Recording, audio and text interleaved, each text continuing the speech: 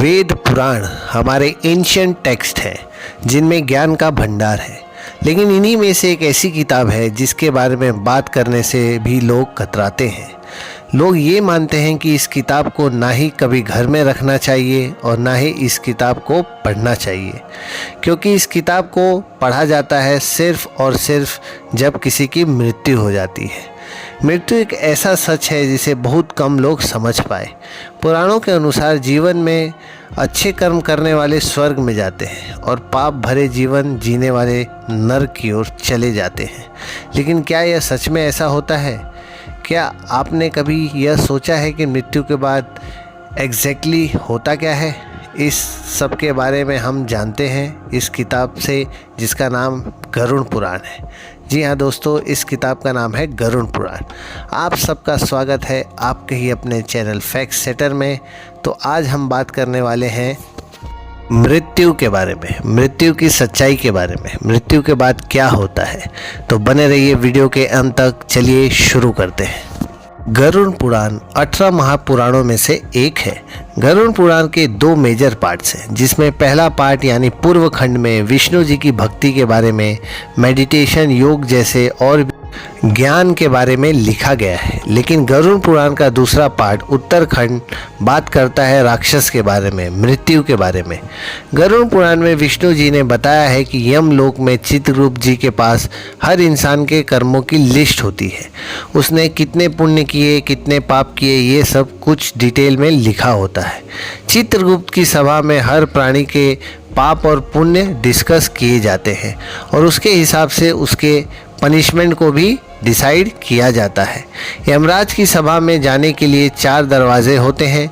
जो लोग पुण्य आत्मा हो, मतलब जिनके दिल साफ हो, हमने पूर्व यानी ईस्ट के दरवाजे से जाने को मिलता है।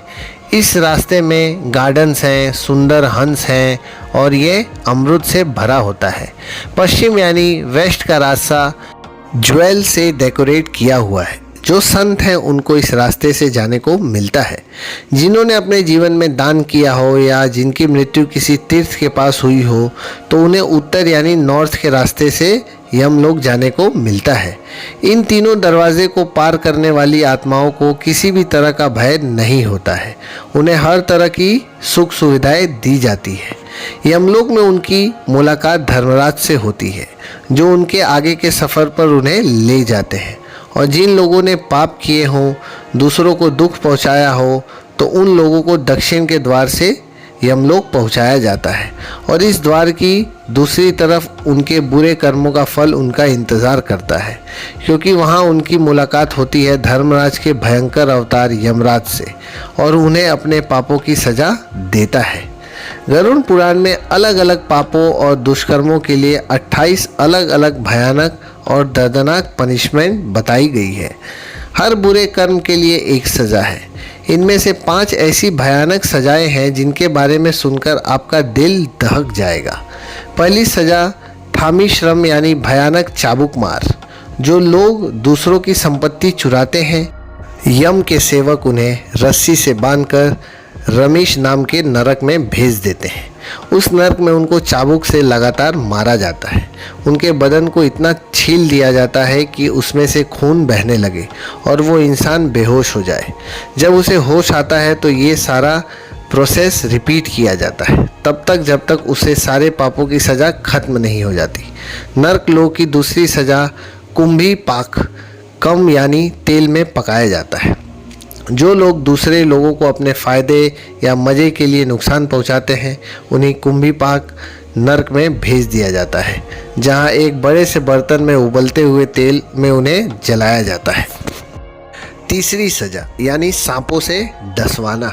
जिन लोगों ने दूसरों के साथ किसी भी तरह का छल कपट किया है, उन्हें नरक में भेजा जाता है। चलते हुए कोयले से भरी धरती पर उन्हें फेंक दिया जाता है, जहां वो अपनी जान बचाने के लिए यहाँ वहाँ भटकते हैं। उन्हें पैर छील कर फट जाते हैं, जिसके बाद सैकड़ों जीव जैसे सांप, मच्छर, बिच्छू बदन को नोच नोच कर खा लेते हैं। उसके बाद उनका शरीर दोबारा जुड़ता है और पूरी सज़ा फिर से दोहराई जाती है। चौथी भयानक सज़ा प्राणकर उधम यानी बॉडी के टुकड़े टुकड़े करना। ये नरक उन लोगों के लिए है जो जानवरों का शिकार करके उन्हें खाते हैं।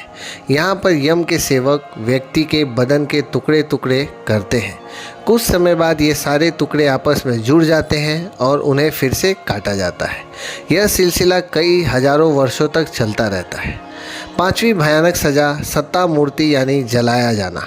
जो लोग नाजायज़ रिश्ते बनाते हैं उन्हें इसमें जलाया जाता है। कुछ अंगारों से तहकी हुई ज़मीन पर उन्हें बांधकर फेंक दिया जाता है, जहां उनका बदन धीरे धीरे आग में पिघल जाता है और ये कवर होते हैं और दोबारा आग में जलते हैं। एक व्यक्ति की मृत्यु तय होने के बाद जिस वक्त उसके शरीर से उसकी आत्मा निकलती है, उससे सेंस काम करना बंद कर जाते हैं। उसे लोग सभी एक साथ दिखाई देने लगते हैं। जब प्राण निकल जाते हैं तो एक मृत्यु को इतना दर्द होता है जैसे उसे 40,000 बिच्छुओं ने एक साथ डंक मारा हो। मृत्यु के समय यमलोक से जो यमदूत आते हैं, काला रंग, गुस्से से भरी आंखें, टेढ़ा मुंह, उनका रूप इतना डरावना होता है कि मरने वाला जीव डर के कारण अपने शरीर को और कस के पकड़ लेता है। उसकी आत्मा वापस अपने शरीर में घुसना चाहती है, पर ये पॉसिबल नहीं होता है। यमदूत ने उस आत्मा को कसकर रस्सियों से जकड़ता होता है। बहुत कोशिश के बाद वो जीव तड़प तड़प कर रोने लगता है। वो गिर जाता है और उसकी आत्मा शरीर से निकल जाती है। यमदूत तुरंत उसकी आत्मा को बांधकर ले जाता है और यहीं से शुरू होता है यमलोक का सफ़र, जहाँ पाप और पुण्य को तौला जाता है, कर्मों का हिसाब किया जाता है और सज़ा सुनाई जाती है। मृत्यु के बाद यमदूत इंसान की आत्मा को यमलोक ले जाते हैं। माना जाता है कि जिस इंसान ने अपनी ज़िंदगी में अच्छे कर्म किए, पुण्यदान सेवा की, उसके लिए यह सफ़र बहुत ही ज़्यादा आसान और आरामदायक होता है। उसे एक रथ में बिठाकर ले जाया जाता है। लेकिन जिसने अपने जीवन में अच्छे कर्म नहीं किए होते हैं, उसके लिए सफ़र का हर क्षण दर्द और पीड़ा से भरा होता है। कहीं जंगलों में जानवरों का सामना करना पड़ता है तो कहीं लीच से भरे कुएं में गिरना पड़ता है और टॉर्चर से भरा होता है। इस तरह पृथ्वीलोक से यमलोक का सफ़र बहुत ही पीड़ादायक होता है, क्योंकि ऐसा करने से आत्मा शुद्ध हो जाती है और उसके पुनर्जन्म का प्रक्रिया फिर शुरू हो जाता है। गरुड़ पुराण में भगवान विष्णु कहते हैं कि जिस तरह इंसान कपड़े बदलता है, वैसे ही आत्मा शरीर बदलती है। इस पूरे रास्ते में 16 स्टेशन क्रॉस करने होते हैं। इंसान को उसकी पिछली कर्मों से साफ करना और उसकी आत्मा को शुद्ध करना। जिस इंसान ने जितना पाप किया है उसे उतना सज़ा मिलता है, और जिस इंसान ने जितने पुण्य किए हैं उसे उतना ही सुख मिलता है।